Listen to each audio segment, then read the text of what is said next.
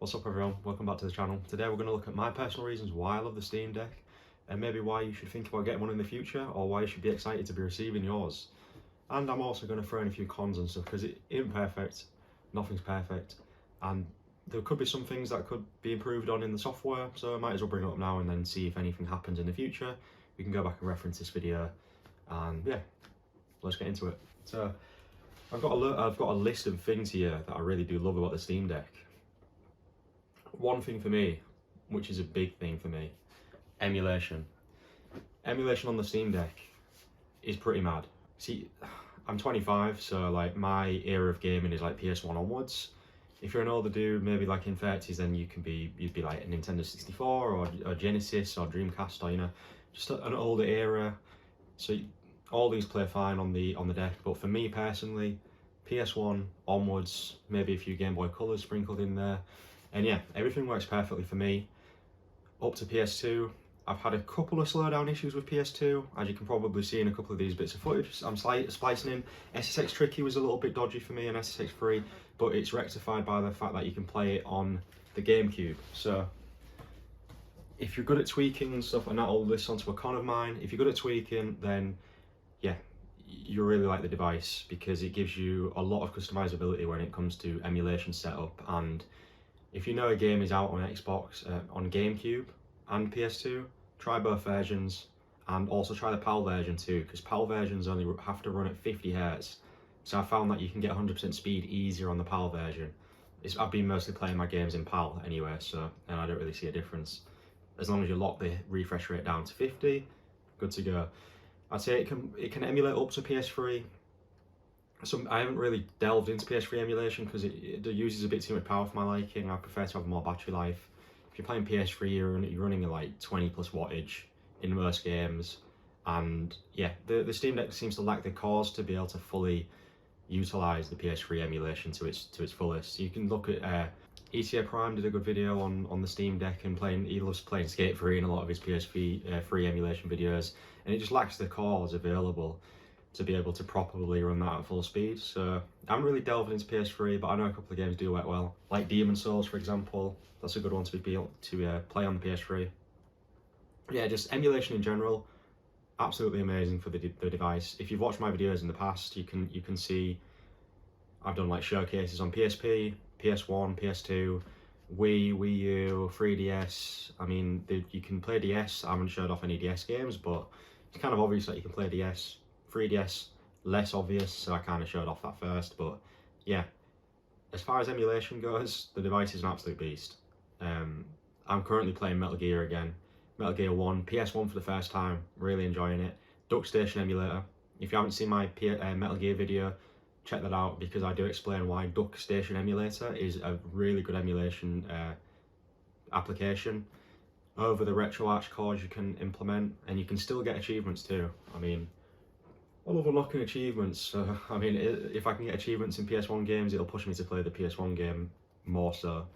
I've also got written down here, Valve implemented a refresh rate lock in one of the past updates. It was a couple of weeks ago now, and basically what it lets you do is change the refresh rate from 60, which is the panel's default refresh rate, all the way down to 40. And if you change the refresh rate down to 40, any game that you can lock above 40 FPS, smooth, extremely smooth. And I've had a lot of comments telling me why that is. It's something to do with like it divides by a certain number of frames. I'm not like a massive technical guy, I'll just give you my opinion on it, but it feels a lot smoother. Considering it's only 10 FPS more than 30 FPS, it feels extremely smooth to play compared to 30 FPS. I'm not a massive lover of 30 FPS, but with the Switch, you've just had to put up with 30 FPS because that's all it can really do. Now that we have the potential opportunity to boost up to 60, having these increments at 40 and 50, you can tell the difference, and it feels good as well. So definitely experiment with that. It's still in beta, I'm pretty sure. I don't think they've moved it over to stable yet, but definitely have a look and make sure you're in beta, give it a go. And also that new beta profile makes the fan speed extremely quiet. The fan speed doesn't ramp up as much, but the fan noise extremely quiet, especially if you've got one of them annoying fans. There's two versions of the deck. One has like a quieter fan, one has a different version of the fan, and it has like a really high pitched annoying whine to it that you can hear in like pretty much any time it ramps up. So if you can have that ramping up as little as possible, it makes the device more enjoyable to use, and you don't have to wear headphones, you don't have to drown out the noise.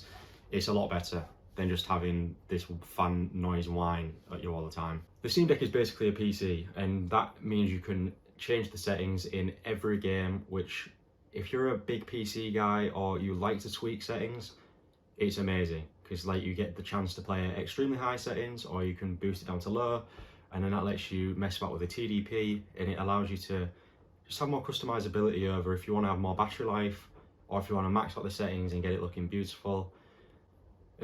It's just great for it's scratching the itch of like the person who wants to maybe play the game at low and have a big battery life. You know, if you're on the go and you need to maximize battery life, if you're on a plane that doesn't have a plug and you're like, damn, if I play this at ultra, I'm only going to get 2 hours battery life, but if I drop it down to low, then I'm going to get maybe push 4 hours of battery life.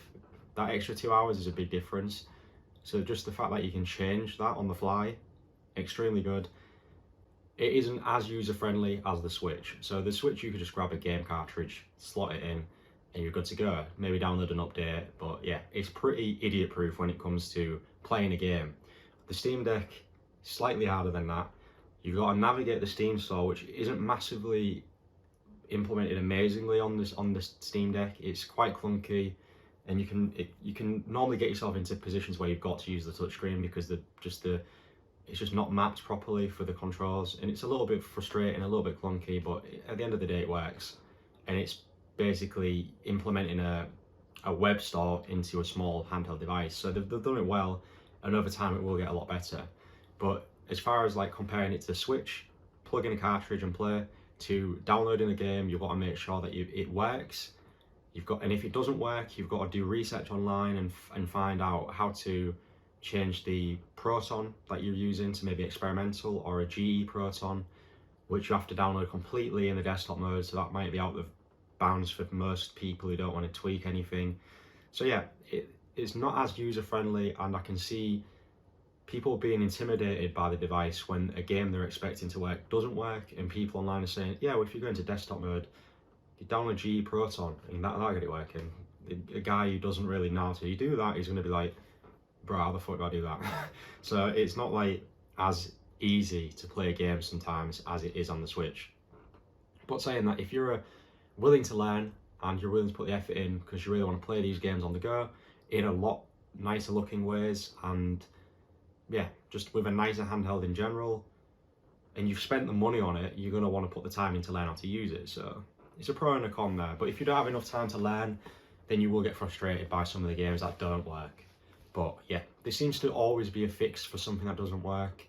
Haven't come across any games myself that I just haven't been able to fix. I think the hardest fix I had was Bulletstorm, and that required me having to install something separately on the desktop side of things, and it got it working eventually. But yeah, out of the box, that won't work. You have to go into desktop mode and tweak.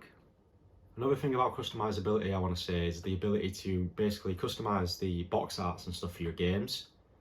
Really nice feature. You go onto steamgrid.db or steamgrid, yeah, I think it's steamgrid.db, and basically that has a whole range of like images and artwork and banners, logos, pixel art things for the little icons. You get to customize your games to however you want to look. You could like, yeah, the opportunity for changing on it is endless, and you can get them looking really cool. Like they have got some animated banners of Celeste, as you can probably see here. I've implemented a video here, and yeah, it just looks super nice, super clean. The freedom of customizability on the device is looking to be a big thing. I expect them to maybe implement some kind of theme creator of some kind where people can like download other people's themes. Maybe that'll be awesome to see. Or maybe they integrate Steam Grid somewhere into the ecosystem, so you don't have to like download the box image, then add it in desktop mode. You know, make it a bit more streamlined, like you can do it in handheld mode. That'll be awesome. An app that does use Grid, when you set up Emudeck for emulation, the software that it uses is called Steam ROM Manager. That is awesome because it basically scans your whole library.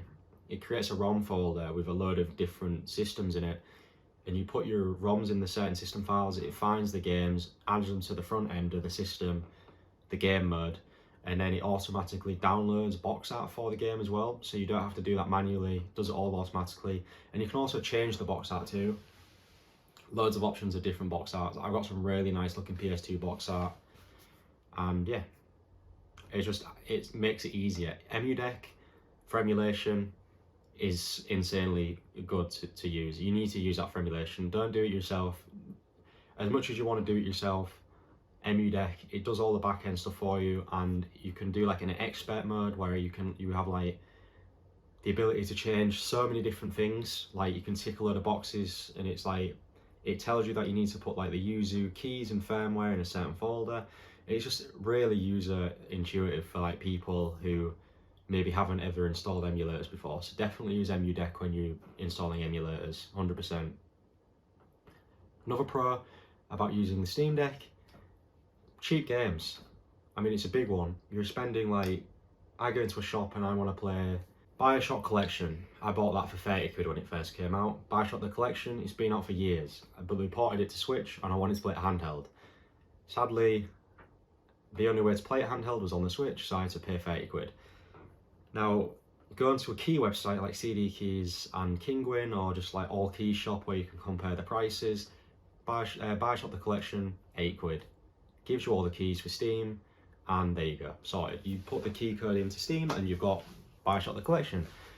A lot cheaper. The games are a lot cheaper. Although, granted, you can't sell them afterwards. A lot of Switch games now seem to just be a downloadable code anyway, so like, you can't sell them anyway because it's locked to your account. But yeah, definitely check out key sites if you want to buy a load of games for your Steam Deck and you're looking through the Steam store and you're like, damn, well, Disco Elysium is like 30 quid here, so I'm guessing I'm gonna have to pay 30 quid. No, check allkeysite.com or CD Keys. I guarantee you the game will be cheaper. It just will be cheaper. It's like it's a permanent, it's like it's set on permanent like Steam sales mode in these key sites. You can get some bargains. Con about the Steam Deck is it's just a big thing. You know, I mean, let me compare it to some devices. Got an Emulation device, so normally I used to play Pokemon ROM hacks on this device. This is the Emulation RG51MP, and yeah, you can see the difference here. You pull this out in like a train or on a bus or whatever, and no one's really going to bat an eyelid at you. Pull this out, you're going to get a few looks. So if you don't mind people looking at you and asking questions, you're probably not bothered about owning the Steam Deck and using it in public areas. But because it's such like a niche device at the minute and only us gamers know about it, you're going to get some looks pulling this out. It's big. I don't think it does it justice if you look at it on camera. I've got a Switch here, compare it to a Switch OLED for you, and I compare it to an Xbox controller. As you can see, it's just a very wide device. The weight distribution is really well done on the device though. Because it's such a wide device, they managed to spread out the weight across the board. I think it's around 700 grams, maybe a little more than that, I'm not 100% sure, but it feels light when you're holding it with both hands because of how the weight distribution is. And yeah, I haven't really got fatigued whilst holding it. If I'm laying in bed, yeah, my arms are probably going to go dead after like maybe an hour or so playing it, but I'm always changing positions. It's not a big deal, but yeah, just so you know, it's a big device. And that leads me on to another point. A lot of the quality control issues I keep seeing on Reddit, it's not great. I know people complain on Reddit when they have a problem, and people who love the devices don't really bother to put anything on Reddit because they're too busy enjoying the devices. I get that, but what I noticed from my unit is I have a bit of Lightbleed in the top right corner. Unavoidable in IPS, but quality control can cut this down by quite a lot. I mean, if I compare that to the Lightbleed in my iPad, yeah, I literally have like non-existent Lightbleed in my iPad, but I know it's an IPS panel. It still has like the grey blacks. This, it has bleeding corners, so you might get like a more white corner in this corner, or it just like the quality control isn't as good as I was hoping. And yeah, I've got a bit of a thing with black Lightbleed. It really annoys me. A lot of people's B buttons have been sticking too, so when you get your deck, definitely test out everything first, make sure everything works. If not, Valve are doing a pretty decent job at taking the decks back and sending you a replacement, although I think to England that would have taken around 3 weeks, so not ideal. If you're more closely located to the Valve headquarters, you're going to get your deck back quicker. So yeah, but then you could be going through like RMA hell where you're just constantly getting issues and it's just taking so much time for you to get your device. You just want to play it. So I've kind of got to the point where, yeah, I do have a bit of backlight bleed, but do I want to risk sending it back, waiting 3 weeks, not being able to do any videos for you guys, and it coming back with a sticky B button? No, I don't want to risk that. So for now, I'm not really too fussed. And if you turn the brightness down on night times and you play in decent lighting conditions, it's not going to be a massive problem, unless you've got really sensitive eyes. So yeah, just a little few quality control issues that I've noticed with the deck, just by reading people's stuff on Reddit and my own experience by having my deck for like 2 months now.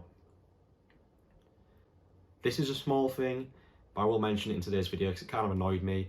Last night they put a beta update out and it was to add like the battery logo to the top of the deck if you want that, or to the lock screen.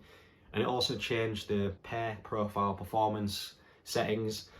And basically what it did to piss me off, I know it's beta, so I'm expecting it to be different every time and it might have bugs and stuff. And my bug was a bit of a pain in the ass. It wiped all my pair game profiles out.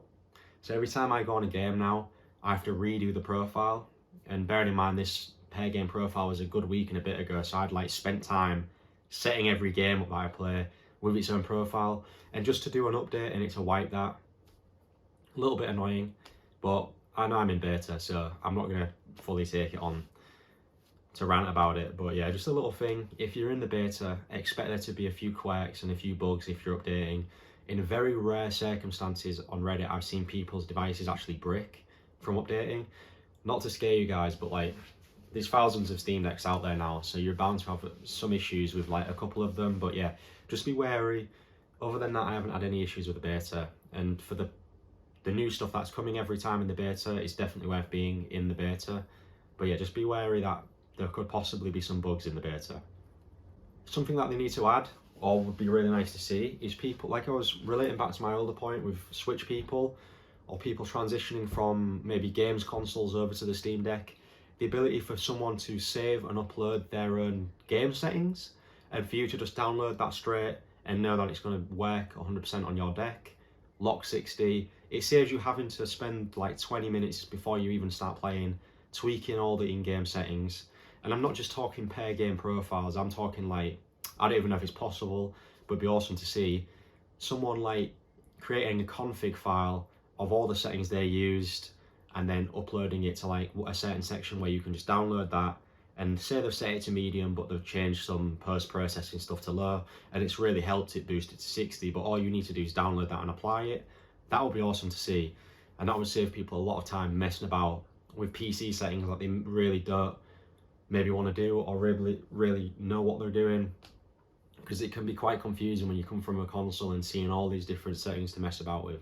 So that would be a really cool feature to look into, and maybe we'll see that in the future. We'll see. Battery life, something I want to talk about now. Battery life's been overall really positive for me. I read online that you should really keep it plugged in because it has something called pass-through charging, and I'm trying to get the word out on this pass-through charging because it's a bit of a game changer when it comes to gaming on the device. Because what I did in my head was every time I plugged the device in and played, it was damaging the battery somehow, and it was just a weird thing in my mind where I was like, well, I'm not going to play it plugged in because I'm just like overcharging it and draining it, and it's just going to do the damage. It's going to do more damage to the battery. So I'll charge it for a bit, play it off charge, and then plug it back in. If anything, that's doing more damage to the battery over time. So what Valve have in the Steam Deck is pass-through charging. It's nothing new, but it's cool to have in a handheld device. So if you play with it plugged in for a long time, it'll start trickling the battery juice down to like, say like 95 or something, or just below 90. And what you're basically doing is running the device off the power brick instead of the internal battery, which then enables you to play for obviously as long as you want to play for, because it'd be unlimited. You're using the juice from the battery, your plug at home, but it's also not damaging the battery. So you don't have to worry about the battery health going down and then you only being able to use a certain amount of capacity in the battery. That's really cool. So if you're at home and you're near a plug, play it plugged in. probably my recommended way to play it, so you're not worried about battery life, and you can probably crank the settings up because, like I say, you're not worried about battery life. So if you're at home, maybe consider playing it plugged in if it's not much of a convenience for you, or inconvenience for you anyway. But yeah, like I say, battery life for me has been mostly positive. I posted the picture on my community page a couple of days ago, and it was the PS1, and it was Duck Station Emulation, Metal Gear Solid, the first game, and it was giving me like 7 hours of battery life, 97% battery, 7 hours of battery life. Haven't seen a game give me that much battery life before, but it's nice to see, because I know Valve's estimate for the Steam Deck is like 2 to 8 hours of battery life. So it's nice to see I'm getting a recommended amount, like up to that 8 hours of battery life. It's never going to be 8 hours. I mean, if you've turned the Wi-Fi off, put the brightness down to 0, and yeah, maybe it'll hit 8 hours, but it's not like an ideal experience for a game to be played in. So seeing the 8 hours of battery life, I had my brightness pretty near full. I haven't normally around that much off full, and yeah, 7 hours of battery life on PS1 games. What more can you ask for? I've experienced, lowest battery life I've experienced is around 1 hour and 40, and that's when I'm like cranking the performance to like its absolute maximum. 24 watt. I'm playing something like, in fact, yeah, I was playing the PS3 emulator trying to get bloody HD collection Metal Gear Solid working. As soon as I loaded that up, boom, 24 watt, needed every core possible in my unit. Not ideal way to play, but like I say, if you're plugged in, then you could technically play it at 24 watt, but it's just, your device is going to get a really hot. So maybe just keep an eye on the temps on that one, because they've turned down the fan speed in the recent beta updates, so your temperature is going to be a little bit higher than it normally would be if the fan was going 100% at all times. But yeah, stuff like GTA 5, when you've got all the battery life sorted out, all the settings sorted out, it's going to be like 3 hours. 3 hours is more than enough time that I want to sit down in a day and play it straight. So yeah, battery life on the deck for me has been really good for my kind of gaming. My kind of gaming on the deck is play games from like 2015 and before and earlier, maybe the odd newer title, but mainly older titles for me, because I've got a PC here and I'd rather just play the newer titles on my PC. Simple as that. Indie games, you're going to get like 5 or 6 hours of battery life on here. Celeste, any 2D title. If you're playing around with limiting TDPs, you're going to get about like 5.5 hours of battery life, which is sick. How's it going, everyone? I'm currently editing the video and I forgot to even talk about the controls on the Steam Deck itself. The actual like hand, how it feels in the hands and everything. I forgot to even mention that. I don't know, I was chatting too much about software, I guess, but yeah, just to chime in, the controls feel amazing. Similar to an Xbox controller, I feel. Maybe the Xbox controller is a little nicer, but you haven't got a massive screen in the middle of the Xbox controller. But yeah, to me, triggers feel just like an Xbox controller. They work really well, the analog triggers anyway. And yeah, A1 and LB click pretty similar to an Xbox controller too. But yeah, I don't have a lot to say about the controls, just that they're a lot nicer than something like the Switch. Like everyone says, it's like having a HoriPad Pro attachment on the Switch. But yeah, as far as the controls go, amazing. And the touchpads, once you get them sorted out in games like Civilization, I'd work a treat. Inscription, amazing for the touchpad. Anything that requires a mouse, any like point and click games, is basically what they're there for. And some like precise shooters, FPS shooters. And gyro, if you can set gyro up in a game that requires precise aiming, amazing. Just like using a mouse, you get that really precise pinpoint aiming style like you would in Zelda when you're using a bow. So don't really have anything bad to say about the controls, apart from the fact that I had a drift issue in one of my in my analog sticks. So yeah, aside from that, which is still okay by the way, it hasn't flared up and it just seemed to be a bit of debris stuck in the crevice that I just had to blow out. Apart from that, controls, solid. So guys, in conclusion, I absolutely love my Steam Deck. As you can see from the channel, I play it every day. It is my go-to handheld device now. I own a lot of handheld devices. I got a PS Vita, I've got an Ioneer, I've got I'm pointing over there because as if you could see him, but I don't think they're on camera. But yeah, I've got a lot of handheld devices. Handheld devices is my preferable way of playing. Something about being able to play my games anywhere I want and just having them all on a small device is something that really impresses me. And yeah, I get to play it in bed, I get to play it on the toilet, I get to play it anywhere I go. So having Metal Gear Solid Collection on here, it's amazing. If you take the time, like I said earlier, if you take the time to learn how to use the Steam Deck and get over its quirks, it's a big device. And if you properly utilize it for what it is an incredible device that's only getting better with each update. So yeah, guys, I 100% recommend it. And if you're on the fence about it, have a look, put your reservation in. I know you're not going to receive it for a long time, but at the rate Valve are doing their shipments now, they're ramping up really quickly in the production of the Steam Decks. So yeah, if you're on the fence, drop the $5, and maybe in a few months' time you'll be like, damn, I'm so glad I dropped the $5 because it's got a mad new update where you can have themes and like the games run like amazing now. It's something like that. People are making like deck optimized games and stuff, you know. It is definitely the future when it comes to handheld, and yeah, I love it. I play it every day, and I plan to do videos on it for a long time. So if you enjoy my content, keep posted on my channel. You know, I love all the comments, I love reading every comment, I love interacting with fellow Steam Deck lovers like yourselves. And yeah, I'm just really excited to see where the Steam Deck goes. It can only get better. And yeah, thanks for joining me, and I'll speak to you guys soon.